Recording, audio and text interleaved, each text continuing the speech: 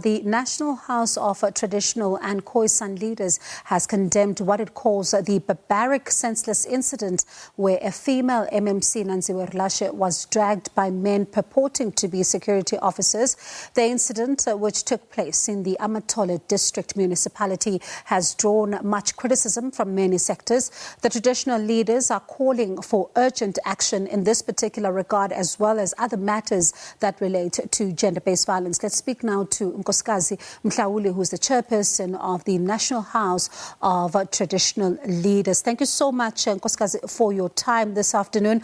As we speak today, we saw very disturbing, pictures from the MMC Rulashe's home that it's now been shot at, and it comes just as you've released a statement really condemning this particular incident. I wonder, what is your reaction tonight? Good evening to the viewers and good evening to the team. Let me say thank you for this platform. As you have correctly put it, this is barbaric action. As we have already said, that we are concerned about the rising of gender-based violence in South Africa. Now, as we have just seen what has happened to Councillor Rulashe Nanziwe, and let me say, we really apologize to the family, especially the mother and the children, as we know that this is going to have a huge impact to the children and the entire children of South Africa who are watching these barbaric actions. As we have been saying, that we need to try and fight this gender-based violence at the earlier stage. But now these children can be able to see what is happening on TV and other social media.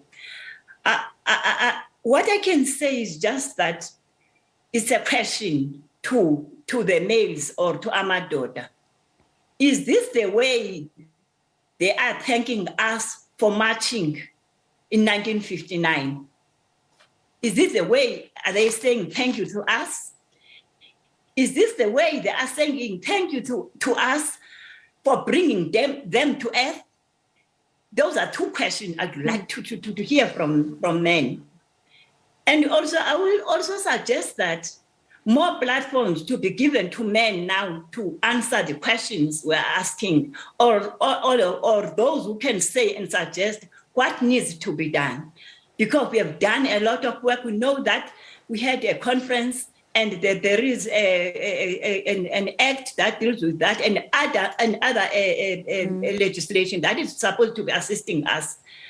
Really, now in South Africa, we don't know what to do as women. We have been fighting on our own, but even now, we have just agreed as traditional leaders that no, let's work together with men.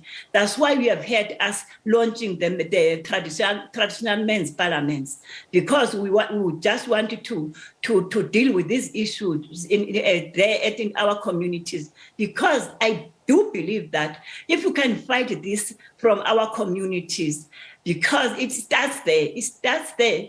We know that during during the years where the years passed, a woman would just run when she sees someone see men fighting. You just take your blanket and throw it, or throw yourself to try to stop that fight. But now we can't even do that, because we know that they will just hit you. So we don't know what to do. We really condemn what has happened to Nanziwe here in South Africa, and to other women in South Africa.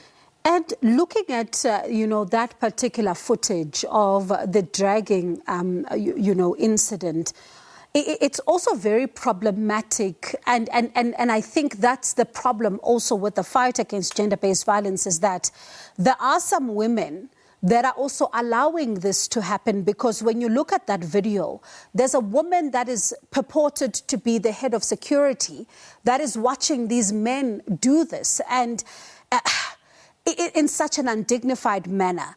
It is also, a problem, you would agree, as the House, that those women that are also overseeing such acts are also supposed to be dealt with, because it cannot only end with the men. You are 100% correct, as we've seen in that footage. Also, what has happened in other situations where we see that women would be always there, being used by men or to fight as that woman in a particular position. We allow ourselves to be used by men. Now, we have been talking about this long ago, and we are not winning. Maybe women, they need more capacitation. Maybe they think they are just they need capacitation. Women, they need capacitation. The issue of patriarchy, this is the root. This is the root. The patriarchy is the root, where women think they accept that males must be always dominating, even if some males are trying to take us out of that situation, but we always go back to that situation as females, because this is the patriarchy really is a system, and no one who has been brought up in rural areas who can say that there's no patriarchy in his or her blood. Because if you have been there, especially in rural areas, our life is patriarchal, and you can't deny that. You can't deny that. Now women, they always accept that. No, and now that woman who's there with a white dress, when she was walking, it seems as if that was a victory for her, whereas that was a disgrace for her.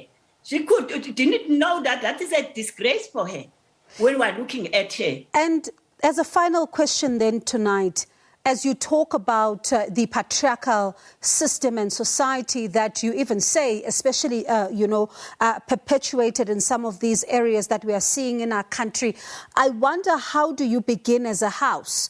Because you're representing some of these traditional leaders who are problematic when it comes to perpetuating patriarchy and some of the incidents of gender-based violence that we've seen. I wonder, how do you then begin to bring them to the table and end the scourge once and for all, and get them to see that they need to do things differently? As I'm speaking now, we have got committees in this house, different houses, that is national house and provincial houses, going down to the local houses. We have got committees that are dealing with issues of gender-based violence, in fact, issues of gender, and others are dealing with the issues of cultural practices that are said to be harmful to women and children. So as we go on, we can see now at least there is improvement from traditional leaders.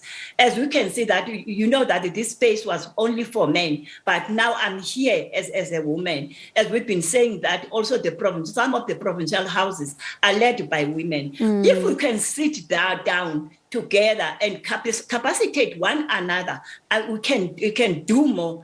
And let's remember that this, as I've already said, that the communities are also a key to this, because inkosi